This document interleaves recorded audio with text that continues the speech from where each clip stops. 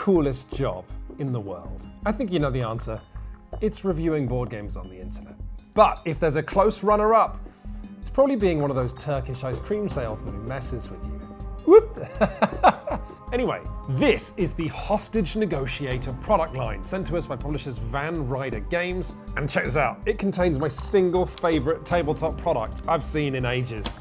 If we just break the seal, we'll find a unique abductor chomping at the bit to make some awful life decisions.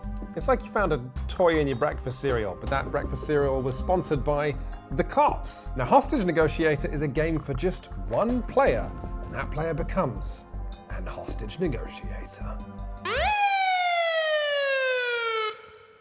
Oh yeah.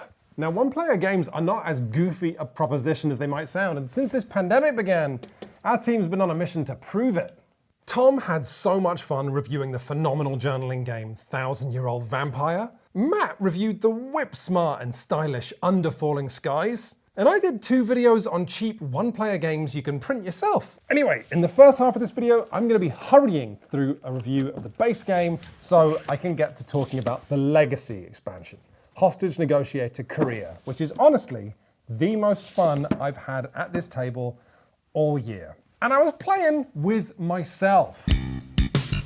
No, that didn't sound right. No, stop. So, to play Hostage Negotiator, you need either the original game or Hostage Negotiator Crime Wave, which is basically the same game but with completely different cards. And it's more expensive because it comes in a bigger box designed as a storage solution for all released Hostage Negotiator products. Crime Wave also has hostages that have haircuts. The point is, for the purposes of this review, you can imagine I'm talking about either or both of them. So, to start setup, you're going to first pick your abductor, who each have their own unique setup, as if you were laying the table for the world's most awkward dinner date. And then you, the dual-class negotiator and cool cucumber, are going to start the game with a hand of 0-cost conversation cards, as well as this big shop of more expensive conversation cards that you may be able to acquire when you gain rapport with the abductor. Well, if you gain rapport with the abductor. It's kind of a big ask to be like, please don't kill any hostages. Also, we can't fulfill either of your demands. Also, could you just stand by the window, please? Thank you. What do you mean that wasn't you? What's considered a win in Hostage Negotiator is saving at least half of the hostages and ensuring the abductor is either dead or captured before the cheerfully named terror deck runs out. As you're building this terror deck, you're also going to add a random sort of finale card at the bottom. So on the final turn of the game, you're always going to have this exciting last-ditch attempt to save the negotiation before the police go in and assault the place. Now, as for how any of this plays, it's really unique. It's like nothing I've played. It's like the surly teenage offspring between a hand management game and a craps table. And you are going to be playing something like a cross between Samuel Jackson from The Negotiator and Tim Robinson from that one sketch in Netflix's The Characters. She kisses me, I'm in heaven. Snake eyes. Snake eyes? Snake eyes? Oh no! No! So let's get into the details. Each round of Hostage Negotiator is divided in 2. The conversation phase, then the spend phase, then the terror phase. That's a bad phase. In the conversation phase, you simply play whatever cards you want from your hand. Now, cards can be played face down to gain you 1 conversation point, and people on the internet will tell you that that's very important for winning. It is very important for winning. But it seems inefficient, so most of the time you'll be playing cards face up and tossing them juicy bones. No. Each roll you make is usually with 2 dice, but it can be with 1 if you've managed to upset the abductor, or more if you've talked them into a limp state of law-abiding acquiescence. Now, if you get 1 or 2 successes, you're going to breathe a huge sigh of relief, and you're going to do what it says on the card. Perhaps releasing hostages, or getting more dice on the next thing you say, or perhaps you get lots of conversation points, or you calm down the abductor. If you manage to get all the way down to the bottom of this dial, then further movement will see them releasing hostages. But if they max out the grumpiness, they'll start killing hostages. My script says, brackets, funny sound effects at this point.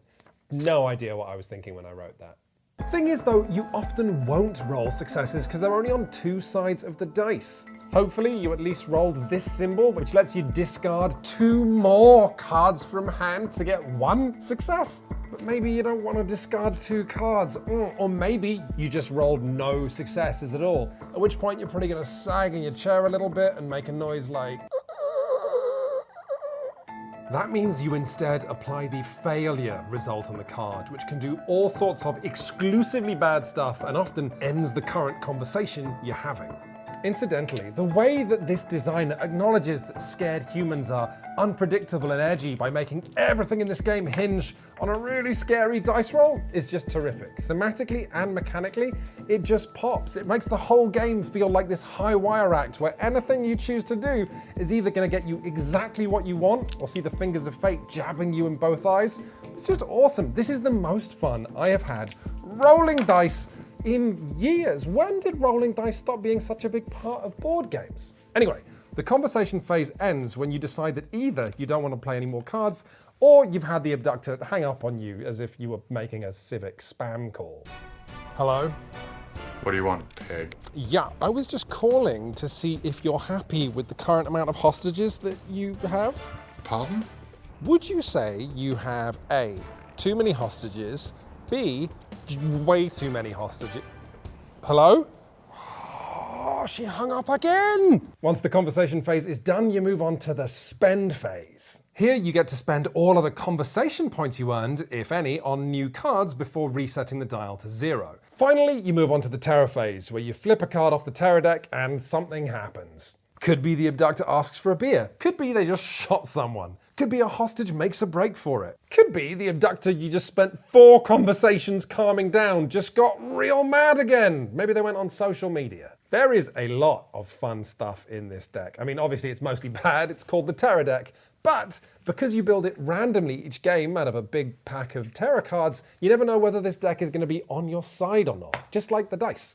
The last thing to mention is demands. Finding time to ask the abductor what they actually want is vital, even though talking about it can upset them. And it's vital because the abductor will often act out worse via the terror deck if they have unrevealed demands, but also because the demands they have can offer you opportunities to best them.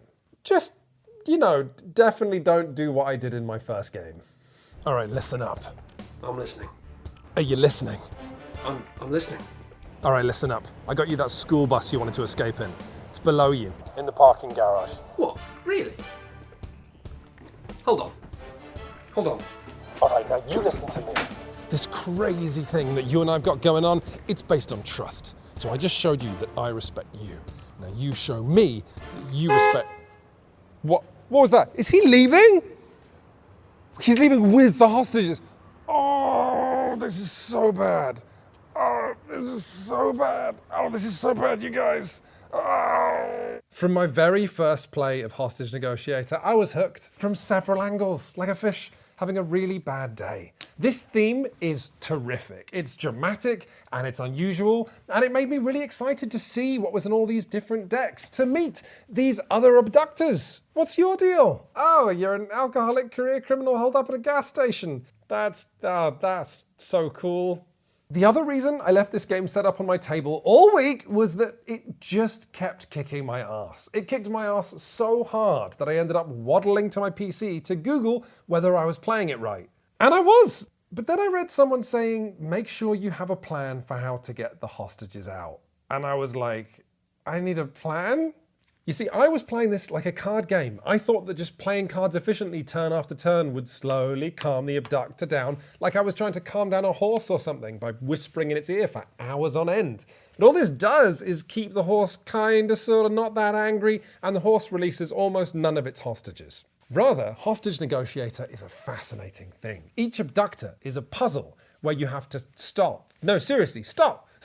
Put the dice down. Take your glasses off. Put the dice down.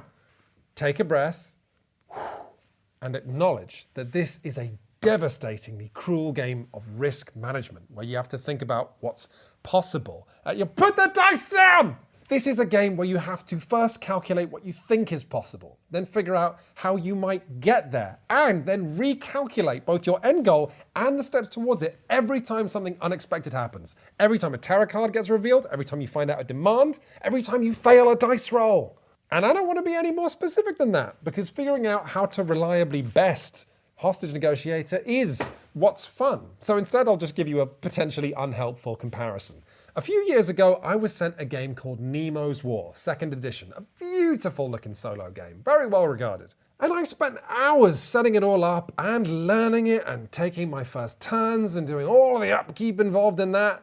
And then I packed the whole thing back up because I knew it wasn't for me. That was the day that I found out that to me, setup and upkeep are the death of solo games. I find nothing more depressing than having to check a flow chart just to figure out how I need to adjust the components before I am allowed to make my next decision. For me, what's great about solo games is getting to luxuriate and spend ages making decisions with no one else waiting for you. And that is what Hostage Negotiator does. There's no rules crunch, there's no setup, really. You just get to sit there with individual choices being stretched out like so much sweet and salty taffy. Is it worth pursuing this plan? Should you come up with a new one? Is it worth getting a hostage killed just so you can maybe save 3 more? Should you just roll the dice again? Oh, he's gonna roll the dice again. Is everyone dead again? Yeah. Much as I do personally get a kick out of the randomness and the dice chucking in Hostage Negotiator, it does also represent maybe my only big criticism of the game. When you're playing by yourself, it is really hard to not get dispirited by bad luck. And if you've been building up for a big important roll for like 5 minutes, collecting extra dice to shore up your chances, and you make the check, and you happen to get really unlucky, it's really, really hard to not either pack the game away, or reset the game, or even... And for a game where just trying to crack the puzzle is what kept me coming back night after night, it's very weird to have that puzzle like abruptly yield to you in the form of dice and lucky tarot cards, so you just pass. And so for that reason, what I consider the real challenge in Hostage Negotiator is one of the achievements written in the back of the manual, with the game asking you to beat all 3 abductors that come in the box in sequence. And with that caveat, I'll say that I reckon if you're interested in either one of these games, you could feel pretty safe buying them. Neither of them are that expensive, and if you've got a friend who you reckon would also enjoy it once you're done with it, great, awesome, go for it. And I'm calling time on this review because listen, stop everything. I have to talk about Hostage Negotiator Korea because it is bonkers.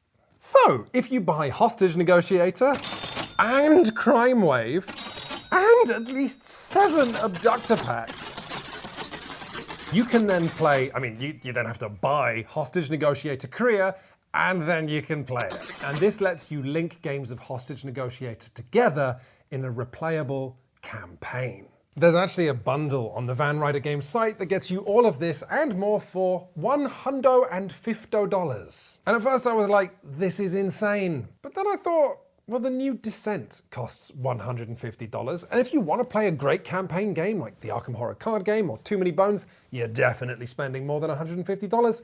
And I will say this, Hostage Negotiator Korea does more to justify its asking price than I could have possibly dreamed. Look at all this stuff. It's like we're playing Gloomhaven all of a sudden.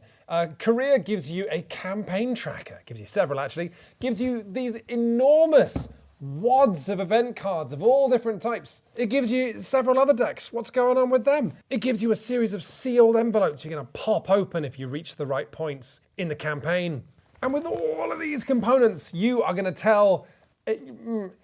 Story is a strong word, but basically you're going to get to star in your own questionable series of sort of airport novels. But while the aim is to beat this finale, you might not even get to it. Because one of the first steps for setting up a campaign is to take those hostage meeples you were playing with before, take all the hostage meeples from the other base game that you had to buy in order to play this, and this is your hostage pool for the entire campaign. Turns out, I didn't know this, but there is a hard rule when it comes to hostage negotiators, which is it's absolutely forbidden for you to let more than 35 people die. But until then, knock yourself out and have fun.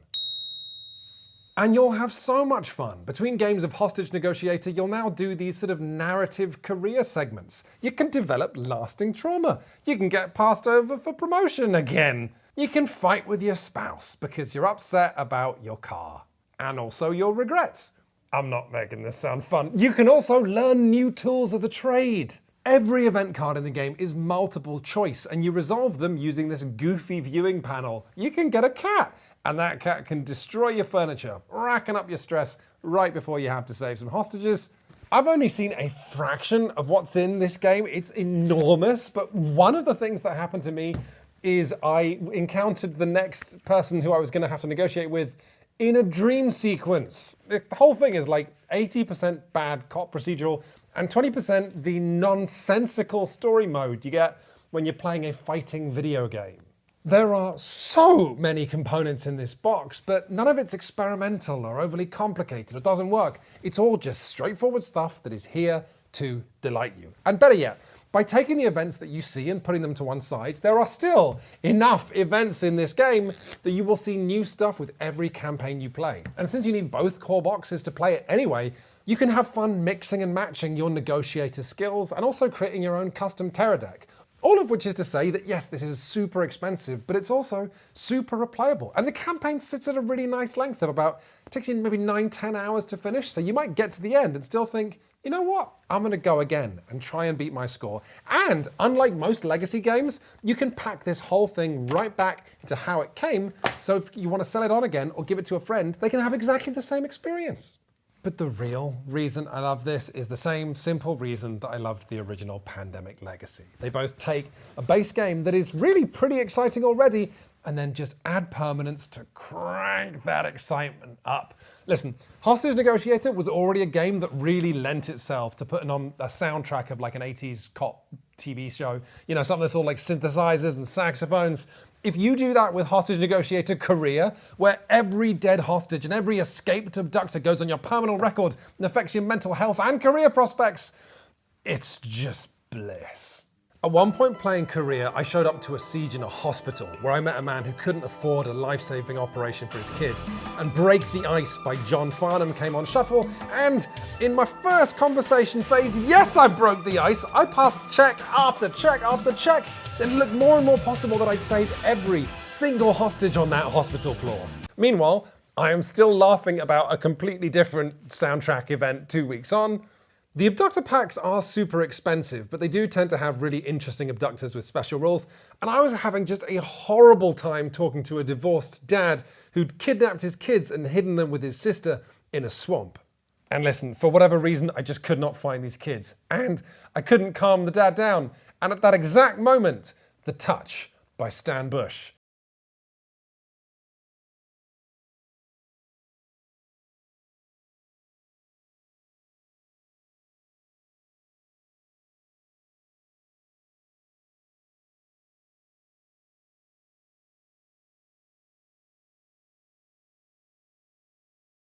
Expansion makes hostage negotiation more exciting and juicy. It also solves my only criticism with the base game, which is that when you're trying to beat Hostage Negotiator the puzzle, bad luck just doesn't quite feel like it fits. But when you're playing Korea, bad luck just becomes part of your story. You might have completely banjaxed the negotiation, but you're still in there, you're still breaking a sweat because maybe you can save just one of these people so that you don't have to write a 0 in the hostages saved column. Because you're not sure you could handle that. You've already got 2 stressor : spouse cards in your stressor pile. That damn abstracted spouse of yours, devoid of both gender and details. They just don't understand the pressure you're under. Honey, can I go to the bathroom? Oh, not yet, babe. I'm still filming. If you think you would have fun with this carnival of excess, I can almost guarantee you would. There's nothing about it that's not fun. You're either playing this super interesting, tense negotiation game, or you're doing smooth and silly upkeep between games. The only people I can think who it's probably not for are people who are not fans of spending $150.